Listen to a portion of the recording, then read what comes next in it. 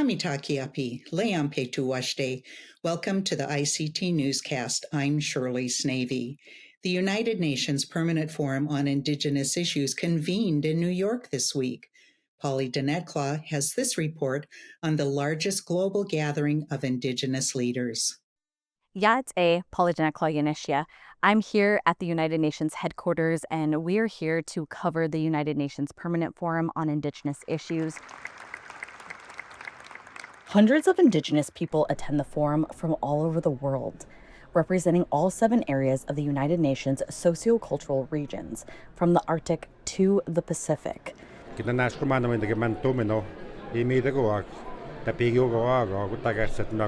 the Creator for bringing us here in this city, New York, United Nations, to visit our brothers and sisters from through the world. It's the second largest event held at the headquarters in New York City.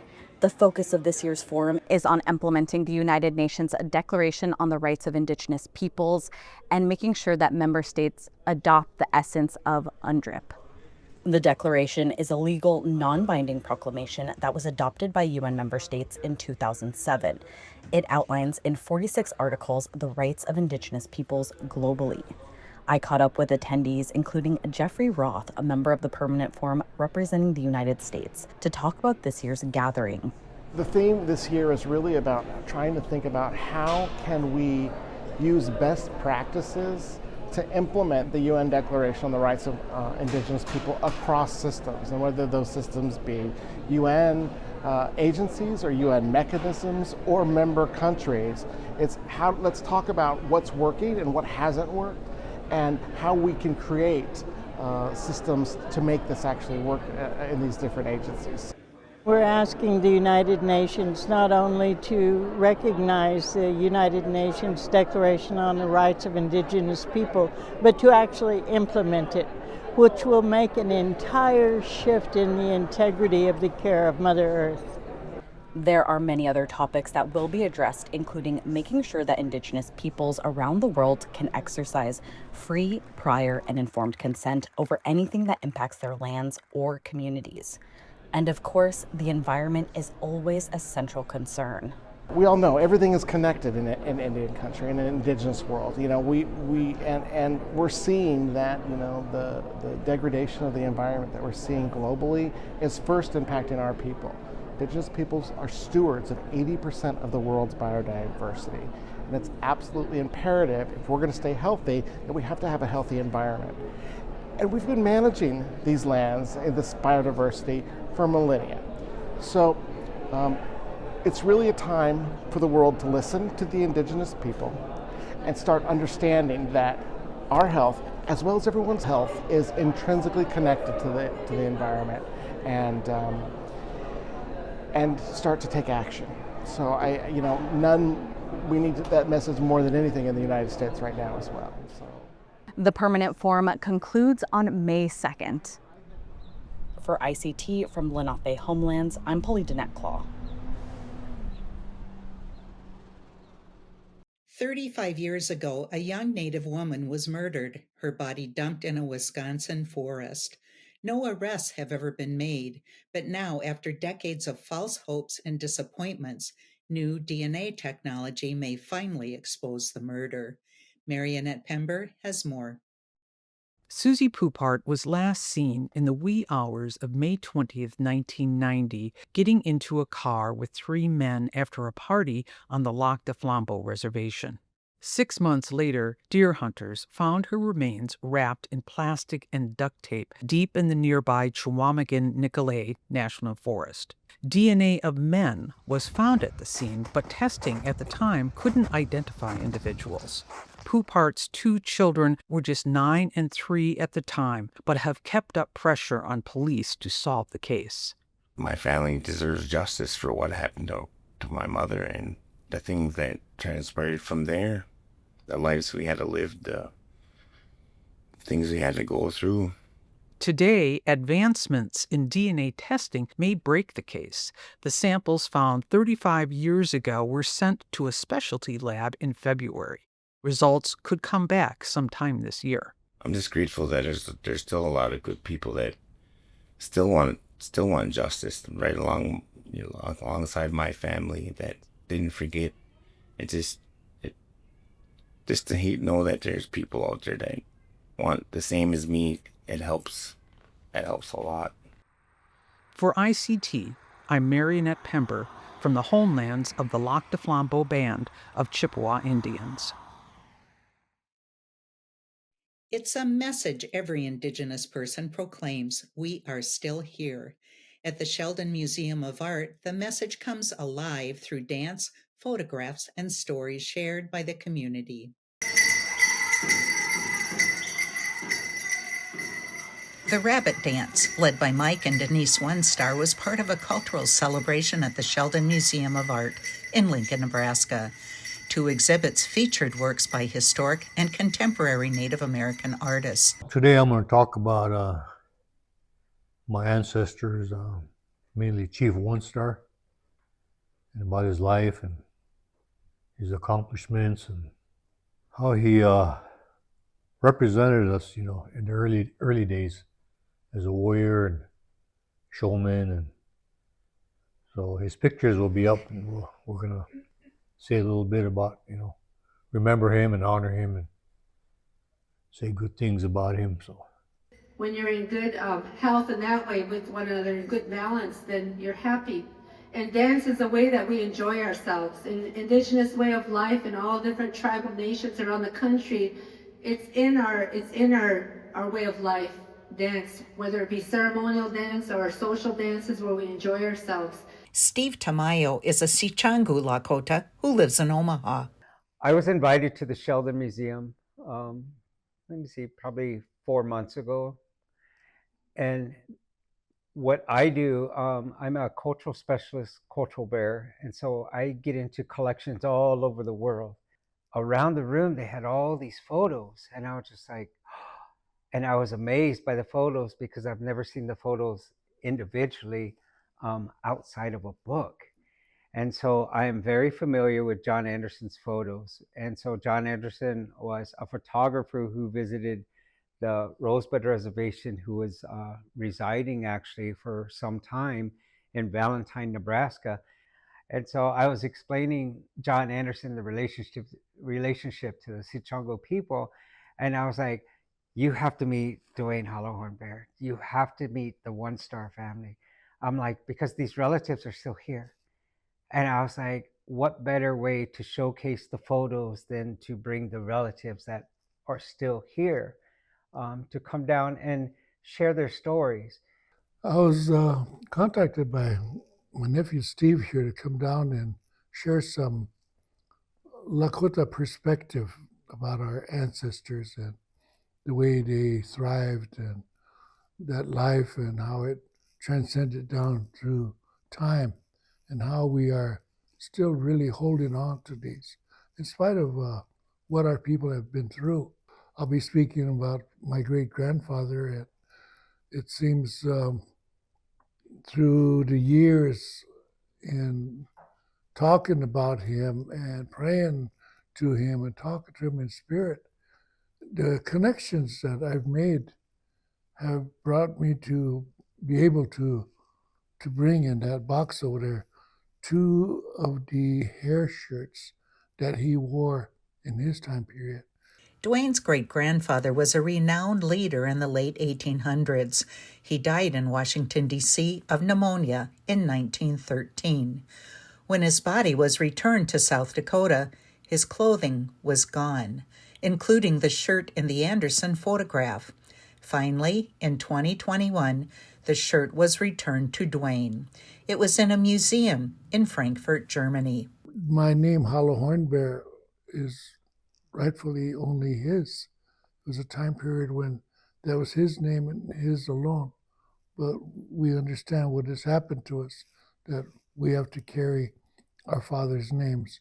So today, I'm the 4th generation humbly striving to bring honor to his name.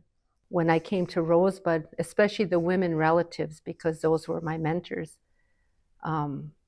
they lived a way of life. It wasn't just something they did once a year.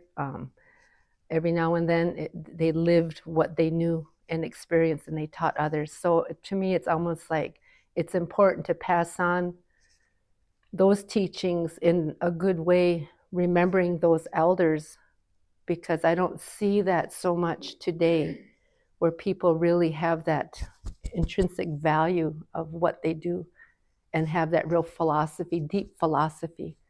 So I guess for me, it's just trying to do what little I can to take what I've learned and move it forward, especially for our young people. For ICT from Lincoln, Nebraska, I'm Shirley Snavy.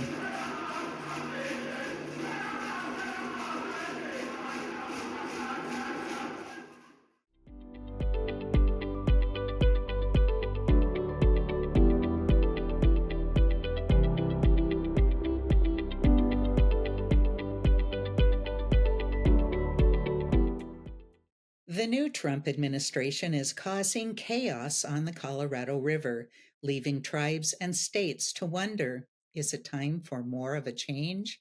Daniel Herrera has more. The Gila River Indian community has won a significant battle against the Trump administration for the disbursement of more than $100 million of funds pertaining to the Colorado River. In March, Gila River took out 10,000 acre-feet of their allotted water from Lake Mead after the Trump administration's Unleashing American Energy executive order paused money for any program related to the Inflation Reduction Act. The IRA allocated money for tribes and states to not take water out of the Colorado River. The Trump administration quickly unpaused the funds that would be used for water conservation projects and to build canals. Gila River Governor Stephen Lewis wrote a letter to the Interior Secretary Doug Burgum saying, quote, "We have given the department every opportunity to avoid what could be a calamitous break in our long-standing partnership with terrible consequences for the entire basin." Congress passed the Inflation Reduction Act during the Biden administration in 2022. Part of the bill allocated $4 billion to compensate tribes, states, and other organizations to not take water they are allocated out of the Colorado River for ways it otherwise used to generate revenue like crops.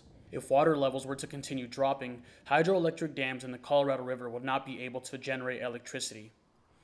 But the compensation and not take water out of the river has been seen as a short-term solution by many experts, including Mark Squillace, a professor of law at the University of Colorado Boulder who specializes in natural resource law. My concern is that the Biden administration, at least initially, seemed to be focused on short-term buyouts of water consumption. And I just don't think that kind of approach is sustainable. What we need on the Colorado River are permanent reductions in consumption. And so spending a lot of money to temporarily buy out the rights of people to use all of their water right is just not something that is going to solve the problem. 30 tribes have rights to the Colorado River. The river is a resource, but for the Zuni Pueblo, it is the source of life.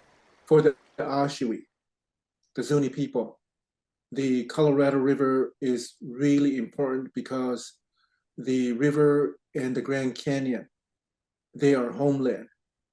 That's where the Zunis emerged. The Colorado River has important cultural significance to each tribe that has water rights to it, but the Colorado River Compact that outlined how the river would be divided was not drafted in consultation with tribes. Laws were created by the U.S. governments, by the U.S. agencies. And during those times, the federal government, in the name of public interest, they start delineating territories.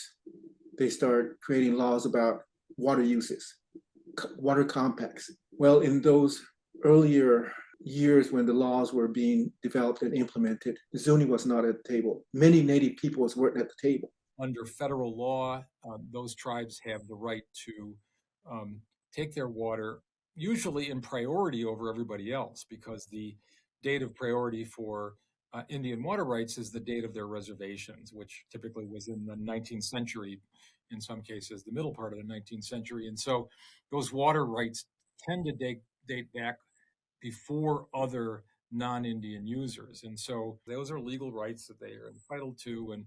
And so one of the things I've suggested in my article is that maybe we should think about closing down the river to new appropriations. Why are we continuing to appropriate new water rights when we have this crisis and we have early water rights from Native American tribes that are currently legal but not being utilized for a number of different reasons? The current compact being used was created in 1922, and it divided the water into two basins, the upper and lower.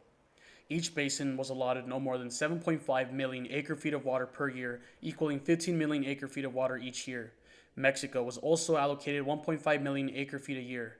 The amount of water the river produces was vastly overestimated at the time of the compact's creation.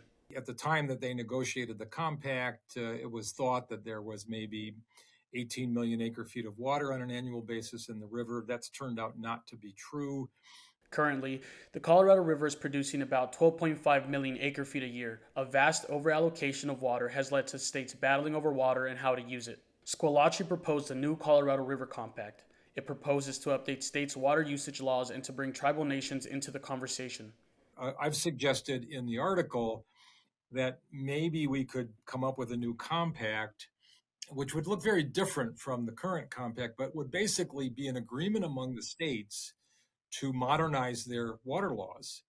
I mean, right now we have a number of principles in the various state water laws that I think allow for, I don't want to call them wasteful, but at least inefficient uses. We could increase our efficiency in terms of the amount of water that we use if we sort of refined what we call beneficial use. There's a principle in Western water law that you only get as much water as can be beneficially used.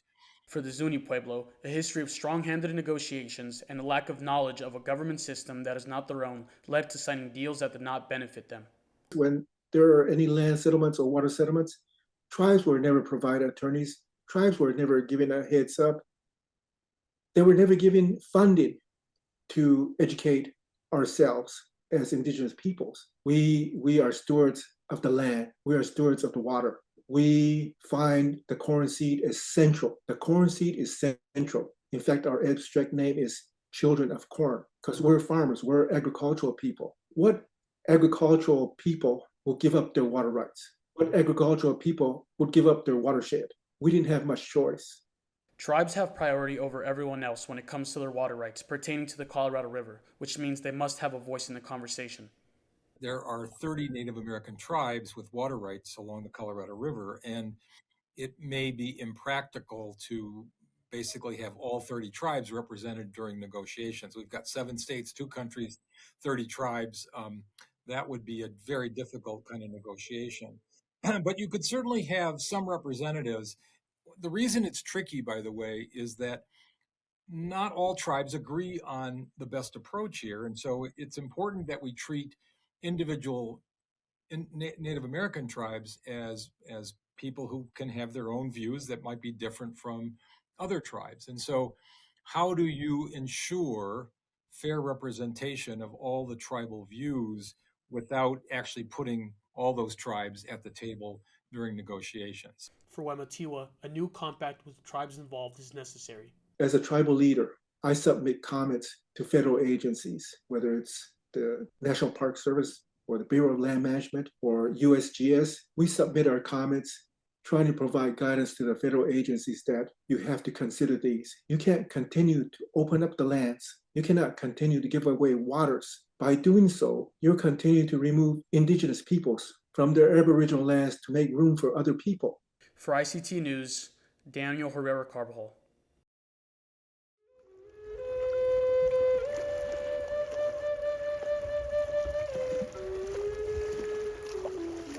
Wool Giscud, wool Giscud, good weather.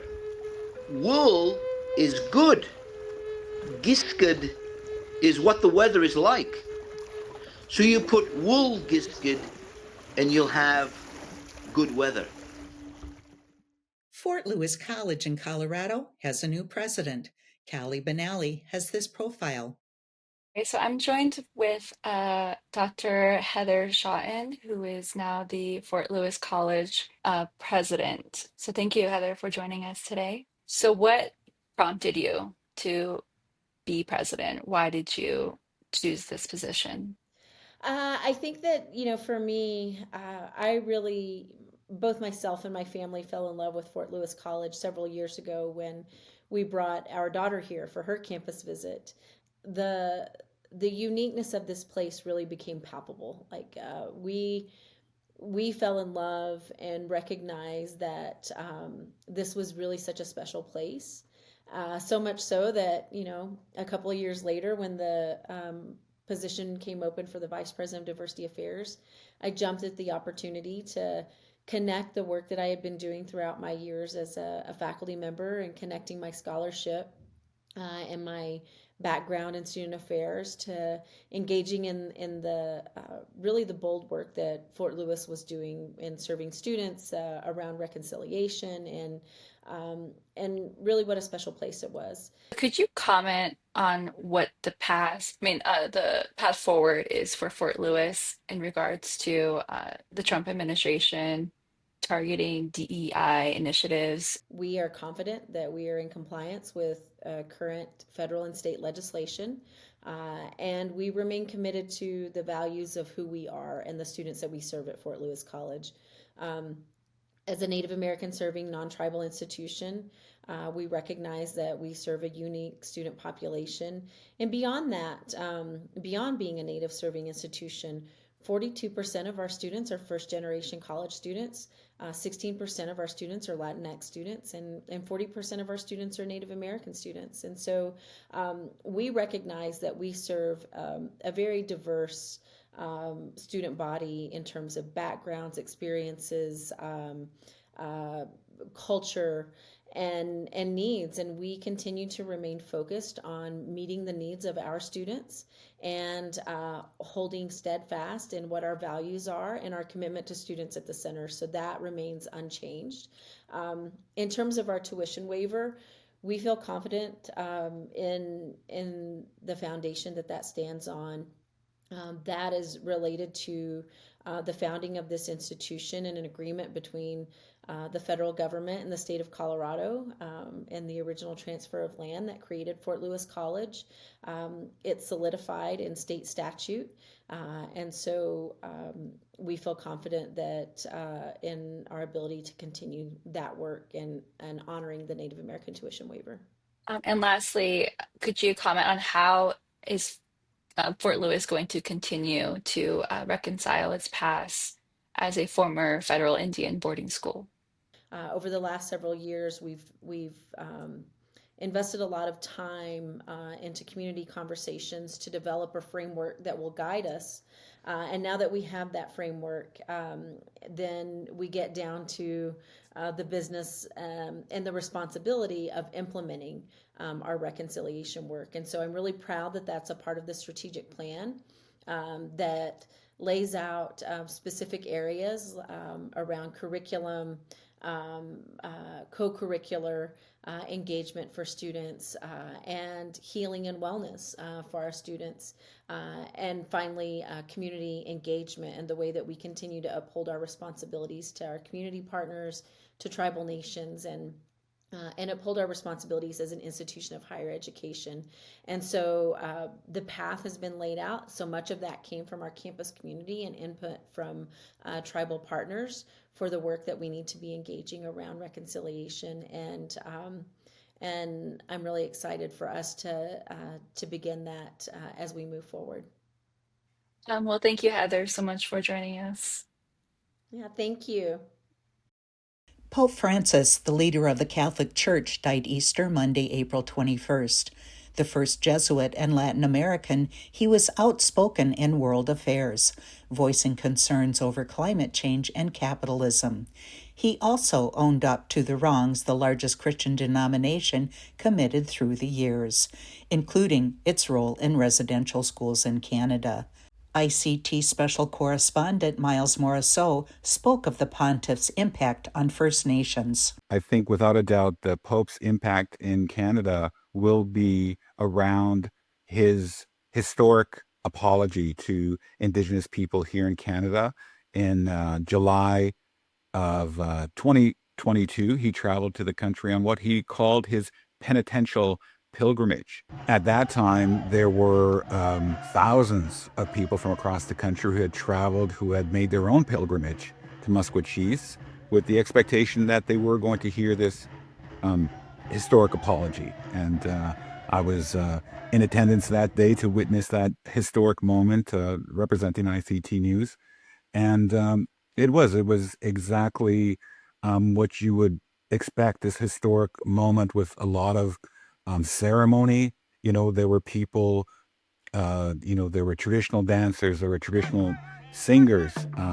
There was, some ceremonial moments where they brought in a large red cloth, and it had names of over 4,000 children who were known to have either, died at residential school or who had disappeared and had never returned home, and nobody knew where these children were. And so those types of symbolic actions happen throughout the day, leading up to, of course, the Pope apologizing, saying that he was deeply sorry and asking for forgiveness. And so, for those people who were there, who had come with that intention, hoping to hear that historic apology, it was taken that way with a great deal of sincerity. And so it was a historic moment, and I do think will define the Pope's legacy, certainly here in Canada, but I think overall his legacy, as a Pope.